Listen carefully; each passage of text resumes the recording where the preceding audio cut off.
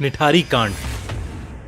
दिल्ली के पास ही बसे नोएडा में एक जगह है निठारी, एक ऐसा एरिया जहां से एक तरफ सेक्टर 31 नोएडा के अमीर लोगों के बंगलोज दिखते हैं और दूसरी तरफ निठारी के अंदर गरीब लोगों की बस्ती। एक ऐसी बस्ती जहां के ज्यादातर लोग दिहाड़ी मजदूर, रिक्शे वाले और हाउस हेल्प्स का काम करते हैं और देश के पिछड़े इलाकों से बिलोंग करते हैं। 7 मई 2006 की शाम को निठारी की बस्ती में रहने वाले नंदलाल के घर में अफरा तफरी मची हुई थी, क्योंकि उनकी 22 साल की बेटी पायल सुबह से घर नहीं आई थी। उसने अपने पिता से कहा था कि वो सेक्टर 31 की कोठी नंबर D5 में नौकरी के लिए जा रही है, पर जब से वो वहां गई थी उसका फोन स्विच ऑफ जा रहा था। जब काफी देर तक वो घर नहीं आई तो उसके माता पिता बहुत डरने लगे, क्योंकि निठारी में पिछले 2 साल से कई छोटे बच्चे और जवान लोग गायब हो रहे थे। नंदलाल से और नहीं रहा गया और उसने खुद अपनी बेटी को ढूंढने का फैसला किया। सबसे पहले उसने उस रिक्शे वाले को ढूंढा जिसने पायल को D5 तक छोड़ा था। वो रिक्शे वाला D5 का नाम सुनते ही भड़क गया और उसने बताया कि उसने पायल को वहां छोड़ा तो था, पर वो बिना पैसे दिए ही घर के अंदर चली गई। उसे लगा कि वो वापस आकर उसे पैसे देगी, मगर वो वापस आई ही नहीं। जब उसने घंटी बजाई तो उस घर का 36 साल का नौकर सुरिंदर कोली बाहर निकला और उसने कहा कि पायल वहां से चली गई है। जब रिक्शे वाले ने उसकी बात को झूठ कहा तो कोली ने एक ईंट उठाकर उसकी तरफ फेंकी और उसे वहां से भगा दिया। ये सुनकर नंदलाल का शक यकीन में बदल गया। नंदलाल को लग रहा था कि उसकी बेटी के गायब होने में कोठी नंबर D5 में रहने वाले लोगों का ही हाथ था।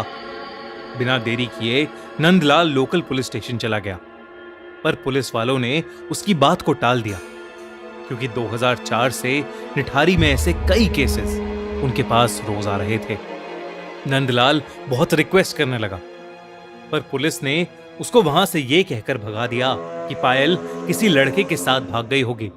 अगले दिन नंदलाल खुद D5 गया। घर के अंदर से घर का मालिक 52 इयर्स यानी 52 साल का मनिंदर सिंह पंडेर बाहर आया, जिसने पायल को पहचानने से ही मना कर दिया। नंदलाल और उसकी बीवी पूरी तरह से टूट चुके थे, क्योंकि कोई भी उनकी मदद नहीं कर रहा था।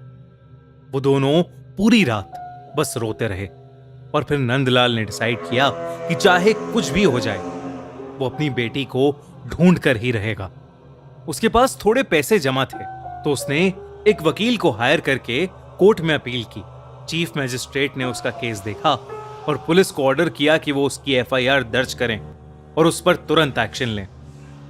पुलिस ने जब लापता बच्चों के बारे में आसपास के लोगों से पूछताछ की तो उन्हें यह पता चला कि निठारी के नाले पर 2 पुल के बीच में 100 मीटर के एरिया में ही वो सारे बच्चे और लोग जो लापता हुए हैं आखिरी बार वहीं देखे गए हैं। इन्हीं 2 पुल के बीच में नाले के पास एक वाटर टैंक भी था, जो कुछ गांव वालों के हिसाब से भूतिया था और उनका मानना था कि वहां पर एक भूत है जो बच्चों को मार देता है, इसलिए उस वाटर टैंक के नाले के आसपास कोई नहीं जाता था। पुलिस ने उस 100 मीटर के स्ट्रेच को ब्लैक होल का नाम दे दिया और वो उसकी पेट्रोलिंग करने लगे, लेकिन उनकी पेट्रोलिंग के बावजूद भी वहां से बच्चे गायब होते रहे। पर वहां ऐसा क्या था? क्या सच में वहां कोई भूत था, या ये किसी गैंग या किसी सीरियल किलर का काम था?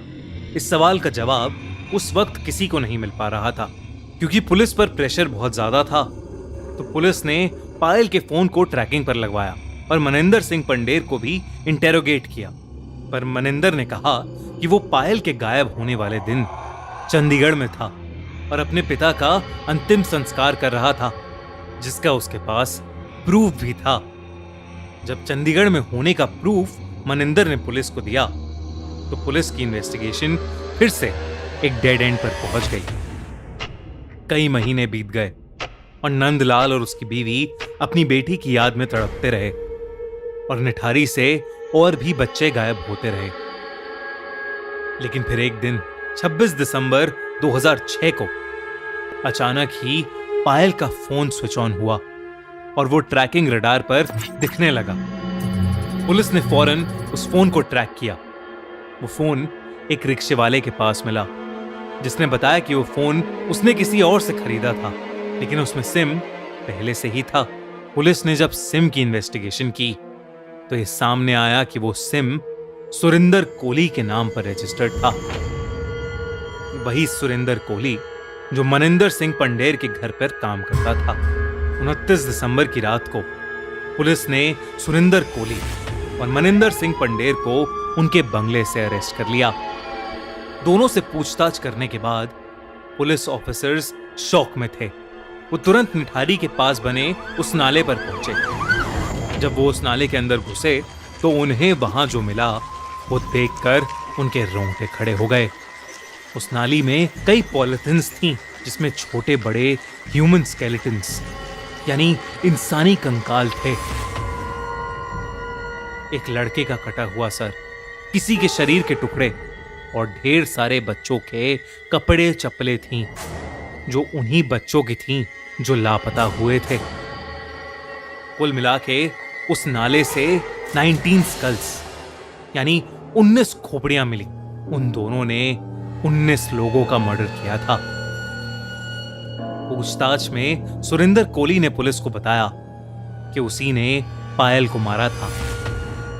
सुरिंदर ने पायल के ही दुपट्टे से उसका गला घोट दिया था और उसे मारने के बाद सुरिंदर ने लाश के कई टुकड़े किए और फिर वो उन्हें पकाकर खा गया। सुरिंदर ने यह भी बताया कि उसने ऐसा सभी छोटे बड़े बच्चों के साथ किया था।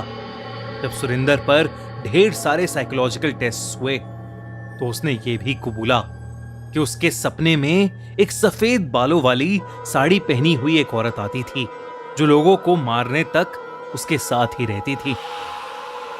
जब मनिंदर सिंह पंडेर से इन सब के बारे में पूछा गया तो उसने ये कहा कि वो आधे से ज्यादा टाइम घर के बाहर रहता था और उसे इन सब के बारे में कुछ नहीं पता था। पर सुरिंदर का एक कहना था कि वो पंडेर के कहने पर ही बच्चों और लड़कियों को टॉफी और नौकरी का लालच देकर घर के अंदर लाता था, जिसके बाद पंडेर उनका फायदा उठाता था और सुरिंदर उनको मारकर उनकी डेड बॉडी को टुकड़ों में काटकर उन्हें पका के खाता था। यह केस इतना भयानक था कि फौरन सीबीआई को ट्रांसफर किया गया। जब सीबीआई ने इन्वेस्टिगेट किया तो उन्हें और भी कई बातें पता चली। दोनों पर कई सारे केसेस चले और कई सालों तक चले, जिनके बाद उन दोनों को डेथ पेनल्टी यानी मौत की सजा सुनाई गई। पंडेर के परिवार वालों का अब भी यह कहना है कि वो इनोसेंट है, पर निठारी का कोई भी इंसान ये मानने को तैयार नहीं है कि एक इंसान के घर में इतना कुछ हो गया और उसे इस चीज का कोई अंदाजा भी नहीं था। आज तक निठारी में इस क्राइम का खौफ फैला हुआ है, मगर एक चीज अभी भी क्लियर नहीं हो पाई, इस क्राइम का मोटिव। खैर जो भी हो, इससे ज्यादा दरिंदगी भरा केस शायद ना कभी हुआ है और ना ही कभी होगा। आपको क्या लगता है? कमेंट्स में हमें बताइए। और अगर आप चाहते हैं कि हम किसी क्रिमिनल केस को हमारे क्राइम शो में कवर करें तो हमें कमेंट्स में जरूर बताइए। अगर ये वीडियो अच्छी लगी तो हमारे नए channel the crime show by खूनी मंडे को सब्सक्राइब करना मत भूलना।